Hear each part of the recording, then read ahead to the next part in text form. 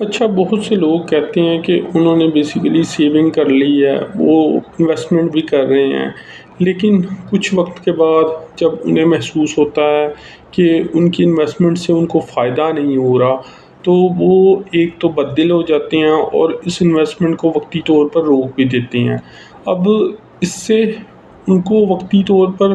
یہ ہے کہ انویسٹمنٹ نہ کرنے کی وجہ سے ایک تو وہ ایس آئی پی جب چھوڑتے ہیں تو خود کو محسوس کرتے ہیں کہ وہ اب بہتر کر رہے ہیں پہلے کی نسبت، کیونکہ وہ تھوڑی تھوڑی رقم تو جمع کر رہے تھے لیکن ایز سچ ان سے انہیں فوراً کوئی فائدہ نہیں تھا مل رہا۔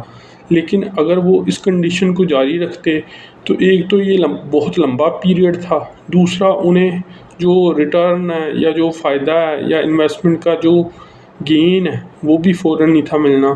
تو اس کنڈیشن میں وہ اپنے آپ کو سیٹسفائی کرنے کی کوشش کرتے ہیں کہ ہم نے اس سے اپنے آپ کو بچا لیا ہے، کیونکہ ایٹ دا اینڈ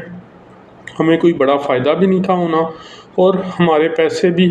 وقتی طور پر باؤنڈ ہو جانے تھے۔ لیکن اس میں جو سب سے اہم پہلو ہے وہ یہ ہے کہ آپ کو یہ سوچنا پڑے گا کہ اگر آپ نے اپنے فیوچر کو سیکیور کرنا ہے تو آپ کو اس چیز کو لازمی فالو کرنا پڑے گا کہ اگر آپ 100 روپیہ کما رہے ہیں تو اس میں سے کم از کم 10 روپے آپ اپنے فیوچر کے لیے سیو بھی کریں اور انویسٹ بھی کریں، کیونکہ اس کا کیا فائدہ ہوگا؟ اس کا ایک فائدہ تو یہ ہوگا کہ وہ وقتی طور پر نو ڈاؤٹ تھوڑے سے پریشان تو ہوں گے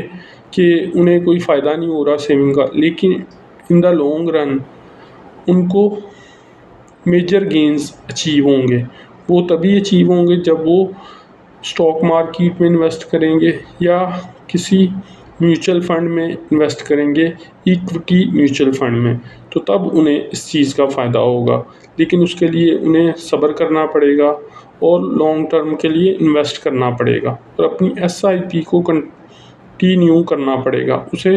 روکنا نہیں، پھر یہ فائدہ انہیں حاصل ہوگا۔